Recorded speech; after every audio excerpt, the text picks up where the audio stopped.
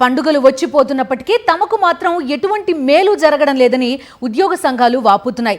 ప్రతి పండక్కి ప్రభుత్వం గుడ్ న్యూస్ చెప్తుందని ఎదురు చూడడం, ఆ తర్వాత నిరాశకు గురి కావడం కామన్ అయిపోయిందని ఉద్యోగులు ఆవేదన చెందుతున్నారు. కూటమి పార్టీలు ఎన్నికల్లో ఇచ్చిన హామీలు అమలు చేస్తాయని 2 ఏళ్లుగా ఎదురు చూశామని, అయితే ఆ ఆశలు ఆశలుగానే మిగిలిపోయాయి తప్ప ఆచరణలోకి రావడం లేదని, ఈ ఉగాది కూడా అలాంటి నిరాశే తమకు మిగిలిందని ఉద్యోగ సంఘాల నేతలు ఆగ్రహిస్తున్నారు. చంద్రబాబు ముఖ్యమంత్రిగా కూటమి సర్కార్ ఏర్పడి 21 నెలలు గడిచినప్పటికీ ఉద్యోగులకు ఒక్క గుడ్ న్యూస్ కూడా చెప్పలేదు. హామీల అమలు ఊసేలేదు. ప్రతి పండగకి ప్రభుత్వం తమకు గుడ్ న్యూస్ చెబుతుందని ఉద్యోగులు ఎదురుచూడడం తప్ప వారు ఆశించిన శుభవార్త మాత్రం వెలువడడం లేదు. ఉద్యోగులకు చెల్లించాల్సిన బకాయిలు కొండలా పేరుకుపోతున్నాయి గానీ వాటి విడుదల గురించి ఎలాంటి వార్త లేదు.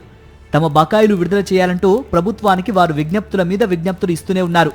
చంద్రబాబు సర్కార్ మాత్రం నిమ్మకు నీరెత్తినట్టుగా ఉంది.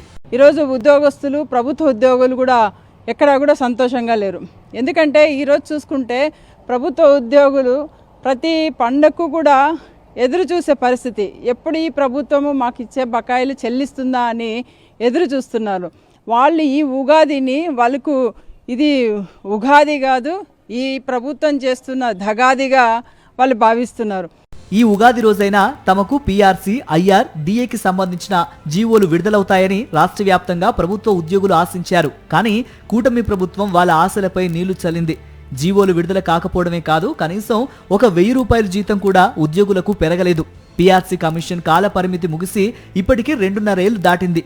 అయినా నేటికి చంద్రబాబు ప్రభుత్వం కొత్త పీఆర్సీ కమిషన్ ని నియమించలేదు. పీఆర్సీ కమిషన్ వేయాలని ఉద్యోగ సంఘాలు 2 ఏళ్లుగా అడుగుతున్నప్పటికీ ప్రభుత్వం వైపు నుంచి కనీస స్పందన లేదు.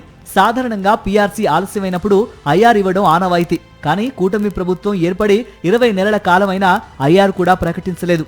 గత జగన్మోహన్ రెడ్డి ప్రభుత్వంలో జగన్ అధికారంలోకి రాగానే వెంటనే 23% పీఆర్సీ ఇచ్చి ఉద్యోగుల పక్షాన నిలిచారు. ఉద్యోగుల పక్షాన జగన్ నిలిస్తే చంద్రబాబు మాత్రం తీవ్ర స్థాయిలో ఉద్యోగుల్ని ఇబ్బందులకు గురిచేస్తున్నారని ఉద్యోగ సంఘాల నేతలు మండిపడుతున్నారు.